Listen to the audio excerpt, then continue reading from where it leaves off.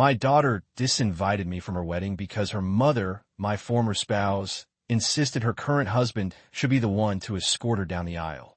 So, I agreed not to attend, but what transpired next caught everyone off guard. I will share the full account. Before delving into the narrative, a quick note of gratitude for your unwavering support. It genuinely means a great deal. If you appreciate the stories we present, please consider subscribing to this channel. Your comments, especially noting which city you're watching from, are invaluable. We might just feature you in our upcoming segment. Today's special acknowledgement goes to Max Sterling from Oregon. We're delighted you find our stories engaging. Now, let's immerse ourselves in the tale. I had always envisioned walking my Anya Maxwell down the aisle. It was a silent aspiration I nurtured, much like an aged photograph tucked inside a wallet. Faded, perhaps a bit creased, but undeniably precious. From the moment she entered the world, a bundle of squalling life, I made her two promises. I would always cherish her, and I would always be there. Even after the dissolution of my marriage to Dahlia Armstrong, even when Dahlia perfected emotional distance into an art form, I upheld my commitment. I was present for school recitals, orthodontist appointments, and late-night calls. When she faced her initial professional disappointment, I was her steadfast support.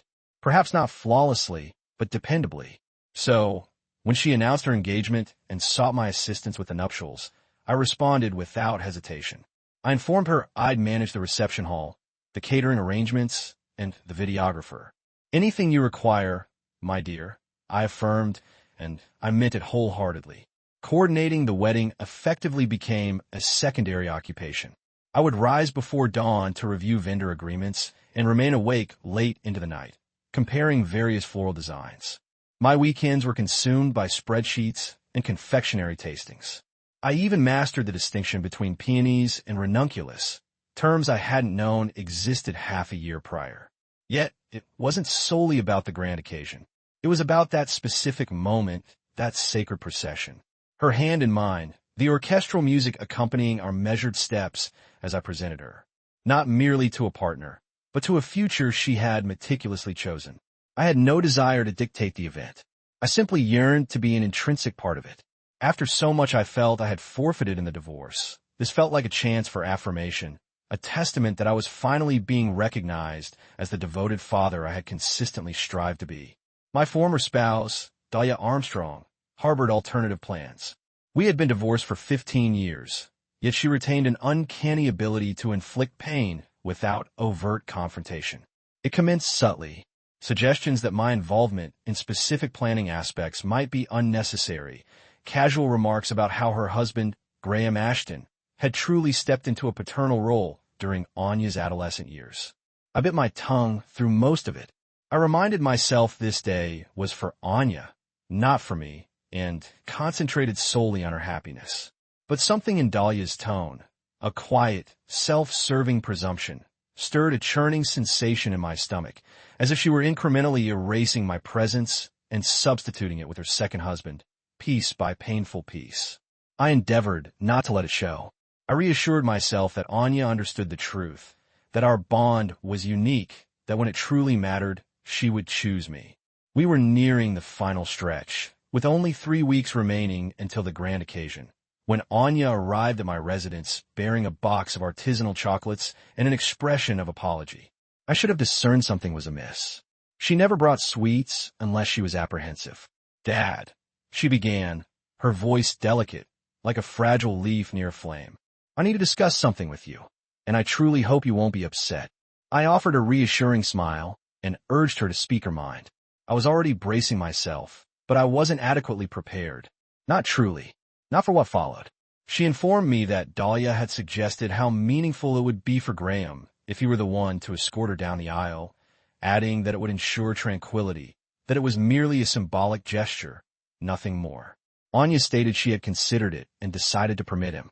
"I hope you comprehend," she whispered. I gazed at her, my heart plummeting like a stone into deep water. Comprehend? Comprehend what, precisely?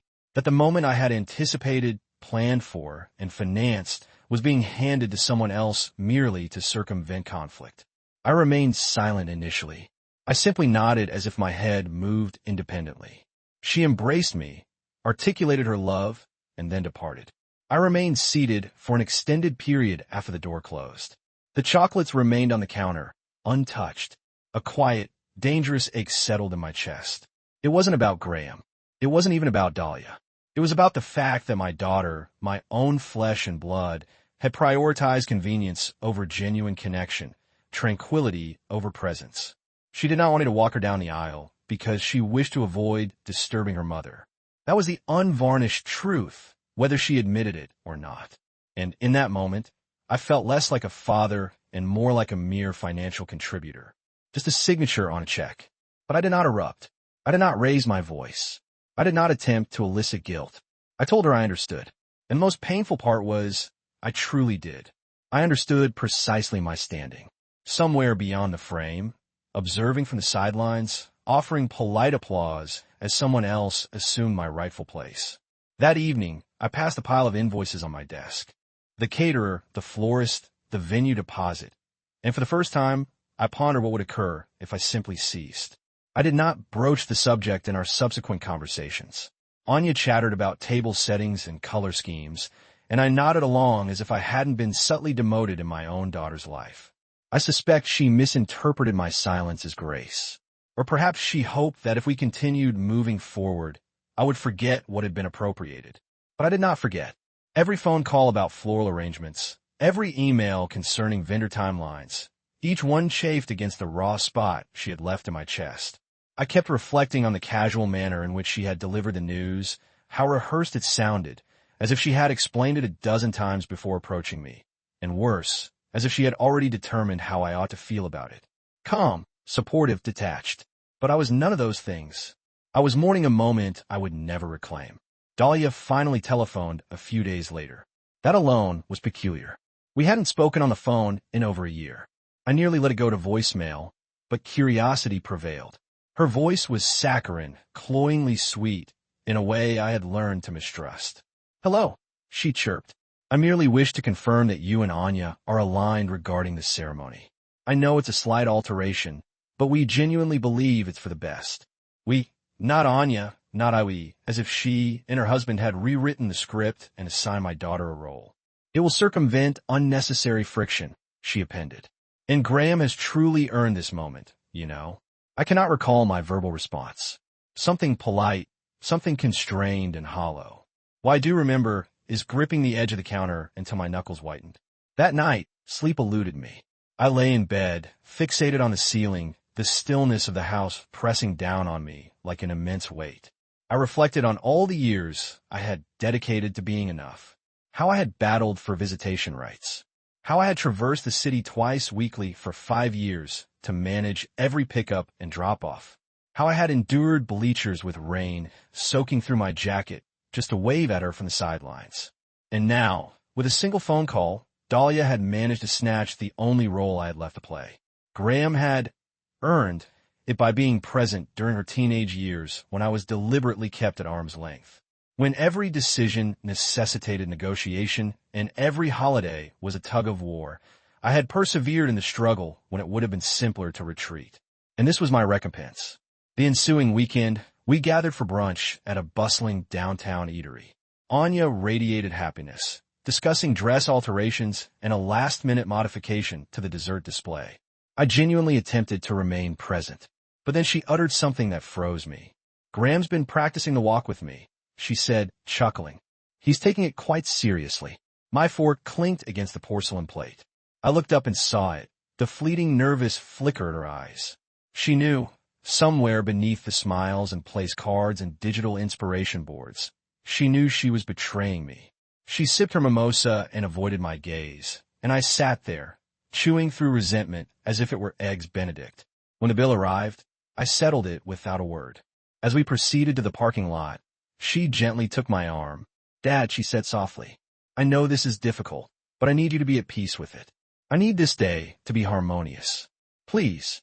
I truly looked at her then, and I saw the little girl who once sought solace in my bed after nightmares.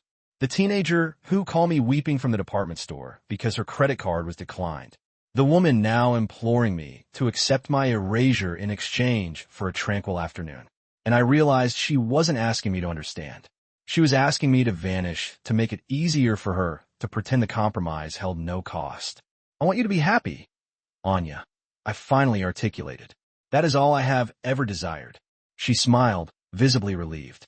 And I did return her smile, but internally, I was unraveling. That night, I sat at my desk and retrieved every receipt, every invoice.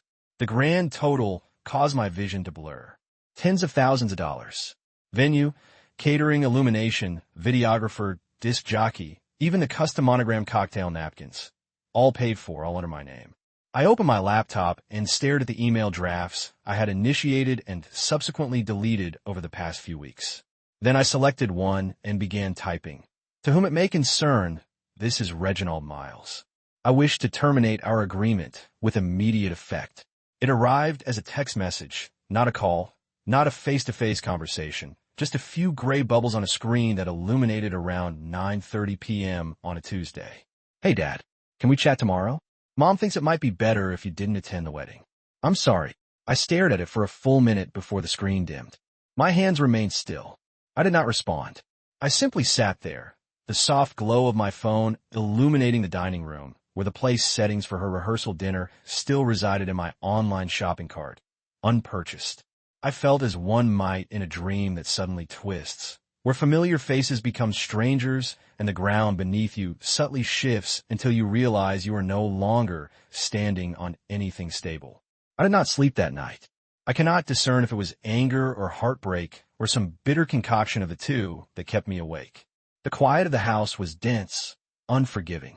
I traversed from room to room like a phantom, my fingers tracing the edges of picture frames, pausing at old birthday cards she had given me throughout the years. Best dad ever. Thanks for always being there. One even featured a small cartoon of a father in a cape. The irony was not lost on me. I'd spent 2 decades donning that cape every time she called, and now I was being asked not to appear at all.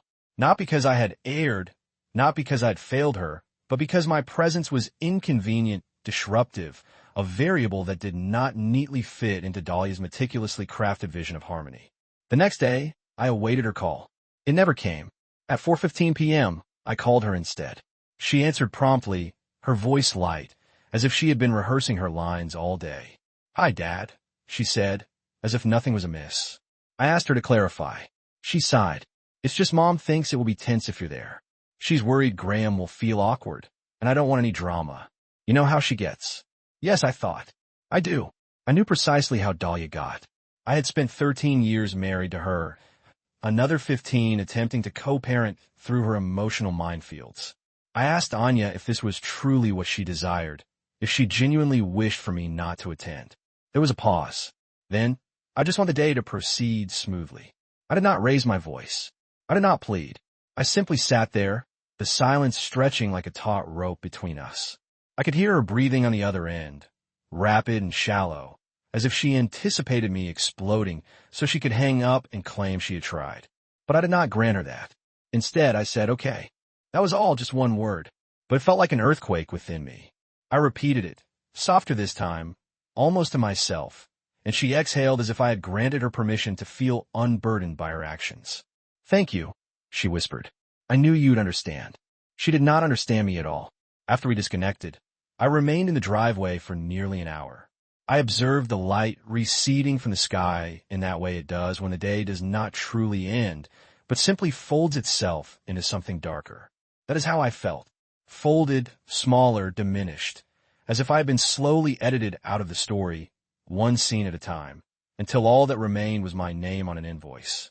I contemplated the money again, the ludicrous sum I had invested in a wedding I was not even permitted to attend.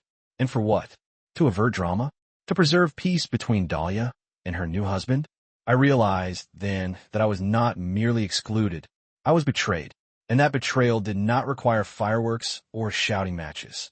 It manifested in a soft voice and a carefully constructed request. It came from the daughter around whom I had built my life, from the one person I believed would never ask me to abstain from her most significant day. But she did, and in doing so, she made a choice. Perhaps she did not perceive it that way. Perhaps in her mind, it was a temporary compromise, a necessary evil. But to me, it was the final erasure. The moment I ceased to be her father and became merely another logistical impediment. That night, I accessed every email contract I'd stored. One by one, I initiated the process of unraveling. The venue deposit was refundable with a modest cancellation fee. The caterer had not yet purchased the bulk of ingredients, so I was able to withdraw without penalty. The florist was less accommodating, but I did not care. I composed each email calmly, firmly. Circumstances have changed. We are no longer proceeding. Please confirm cancellation. I offered no explanations. I expressed no regret. I simply reclaimed what was mine. By midnight, half the wedding arrangements had been disavowed, and I slept for the first time in weeks. There was something strangely therapeutic about it. Pressing send on those emails, one after another, like closing doors I should have never traversed in the first place. The first vendor to respond was the videographer, a woman named Cora Fletcher, with a polite but confused reply. I am sorry to learn of the cancellation, Reginald. Please confirm if this is for the full wedding coverage or just the rehearsal dinner. I replied succinctly, the entire event. Thank you for your time. She responded a few minutes later, wishing me well. And that was that. One less individual documenting a day of which I was no longer a part. It felt cold, perhaps even vengeful, but in truth, I was not attempting to harm anyone. I was simply reclaiming my position, not in the wedding, but in my own existence. The dominoes fell swiftly thereafter. The venue coordinator, a sharp-tongued woman named Thea Holmes, contacted me directly. Mr. Miles, I am perplexed. Anya has not mentioned any alterations. I kept my voice steady. That is between her and her mother. I am the one who signed the contract, and I am the one withdrawing. There was a pause on the other end, then the faint clicking of a keyboard. Well, I suppose we will need to void the date. I then thanked her and disconnected. I offered no further details. I was no longer in the business of explaining myself. Not to Thea, not to Dahlia, not even to Anya. Within 48 hours, the caterer was out.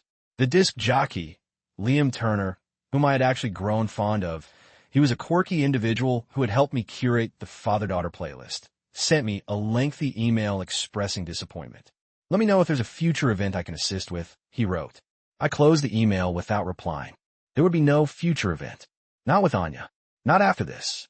Every button I clicked, every refund I processed, felt like a suture coming loose. Not bleeding precisely, but opening, exposing something I had previously wished to conceal. I had been upholding an image of fatherhood that no longer existed. A version of our relationship frozen in time, while the real thing had quietly been dismantled, piece by painful piece. The phone calls commenced soon after. Dahlia, naturally, was the first. She did not even offer a greeting. What in the world do you think you're doing? She snapped, her voice sharp with panic. I almost laughed. Not because it was amusing, but because she hadn't called me in months, and now, abruptly, I'm mattered again. I'm canceling what I paid for, I stated flatly. If I am not invited, I perceive no reason to fund the event.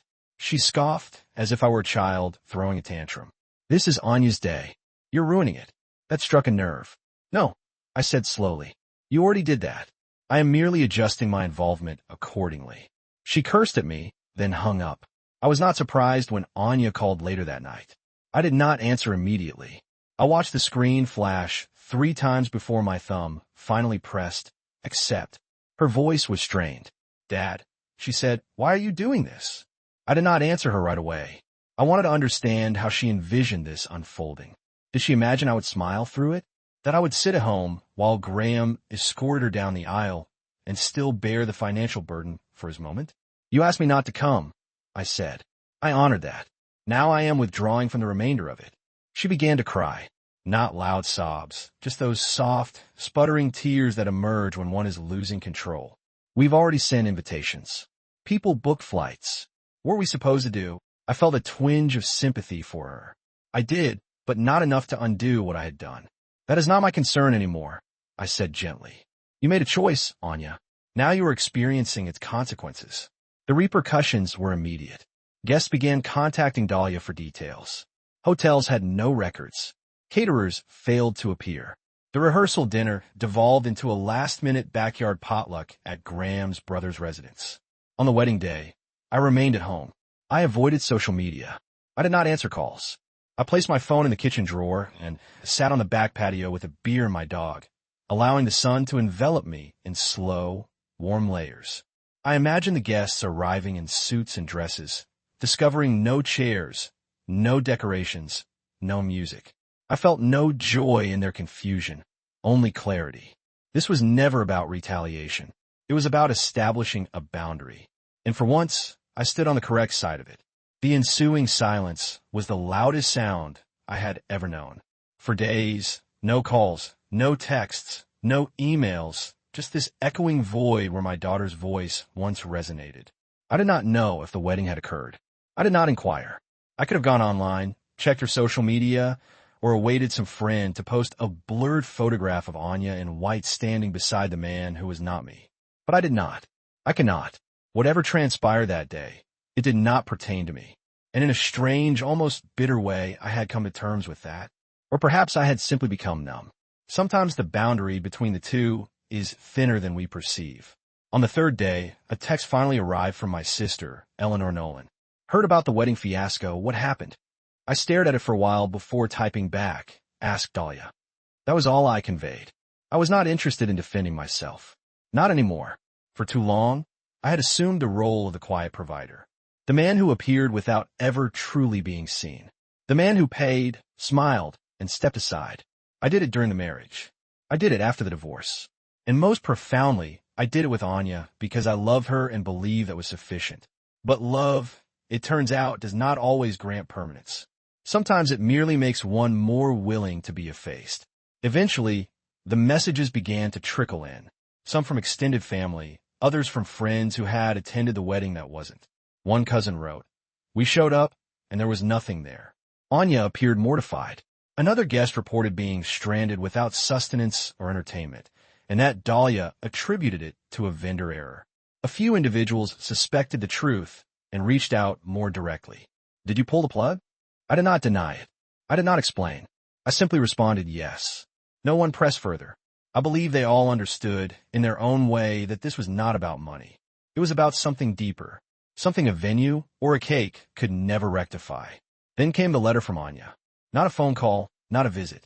A printed letter slipped into my mailbox in an envelope adorned with her handwriting on the front. My name meticulously penned, as she used to write it on birthday cards when she was 7. I carried it inside, sat down at the kitchen table, and stared at it for a considerable time before opening it. Her words were unsteady, uncertain. She commenced with, "I don't know what to say," which felt honest, at least. Then came the section where she attempted to explain how everything had spiraled, how she had not known Dahlia would react so harshly, how guests were furious, how the ceremony was rushed, held in the backyard under a string of mismatched lights. It wasn't what I imagined. She wrote it wasn't what I wanted. She never uttered sorry, not once. But she did state she missed me, that she was confused, that perhaps things had gone too far, that she didn't think I would actually walk away. That last line struck me like a blow to the chest. I didn't think you would actually walk away, as if love implied permanence, regardless of the injury. As if a father's loyalty should extend past humiliation, past exclusion, past being plainly informed that he was not desired. I folded the letter and set it aside. I did not cry. I did not rage. I simply sat there with this terrible calm, like a man standing in the ruins of something that had burned down long before he arrived. I considered writing her back. I even began once, pen in hand, words forming on the page. But nothing felt appropriate. Nothing felt true because the truth was too sharp, too conclusive. The truth was this: she didn't merely choose Graham over me. She chose the path of least resistance. And in doing so, she confirmed a fear I had harbored for years, that all the effort I had invested in fatherhood had been perceived not as love, but as obligation. That in the end, I was merely a wallet with a heart, a man who could be invited only when convenient and erased when not. In the days that followed, I began returning items. The cufflinks I had purchased for the wedding, the dress shoes I never wore, the tie in her wedding colors, all sent back in neat little parcels, each one a small act of closure. I deleted the email folders, cleared out the drafts. I did not wish to retain remnants of something that had become a festering wound. My house grew quieter, cleaner, not empty, just clearer, like a stage after the final curtain descends. The performance was over, and I was done pretending I hadn't been the one written out of the script. I composed her a letter. It sat on my desk for 4 days before I sealed it. And even then, I was uncertain if I would send it. It was not an apology. It was not even angry. It was simply honest, raw in a way I hadn't permitted myself to be with her in years. Not because I feared her judgment, but because I feared the truth of what it would expose. I began as I always used when she was small. "Hey, kiddo." The rest emerged slowly, methodically. Each word weighed like a stone. I told her I loved her, that I always would, but that love does not equate to silence. That it does not mean disappearing to make other people comfortable. I told her I was proud of the woman she was becoming, but I could not support a version of her that asked me to vanish from the picture she was painting of her life. I wrote that I did not cancel the wedding out of spite. I canceled it because I realized I was paying for something I wasn't even invited to witness. That every dollar I spent felt like me signing off on my own erasure. That I had allowed myself to believe I was essential to her life, when in truth, I had become an accessory brought in for funding and pushed out when inconvenient. I told her that hurt deeply, more than anything Dahlia ever did, because I expected more from her. I expected to be seen not for what I paid for, but for who I had been, the father who showed up.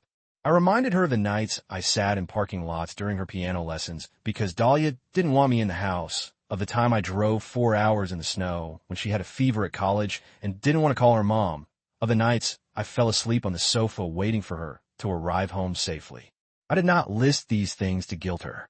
I listed them because they were real, because they mattered, because in a world that constantly pulled us apart, those moments had tethered me to the idea that despite everything, I still mattered to her. I concluded the letter with this: "I am here if you wish to talk, but I will not chase you anymore. And I will not stand in the background of your life, pretending that's enough. I love you, Anya, but I also love myself. And I will not trade one for the other ever again." I never received a response, at least not immediately. Weeks passed, then months. Holidays went by quietly. I learned from mutual family that she and Graham had relocated to his modest apartment on the east side, that the wedding photos never found a frame, that she rarely speaks of that day. I do not ask. I do not need to know. I have made peace with not knowing. That is the truth no one reveals about parenthood. You could do everything correctly, love with your entire being, and still end up a stranger. But I do not regret what I did. If anything, I regret not establishing that boundary sooner. I regret all the years I spent striving to be agreeable, compliant. I believe being the bigger person meant diminishing myself to preserve tranquility. But peace without self-respect is not peace. It is permission for people to inflict pain repeatedly.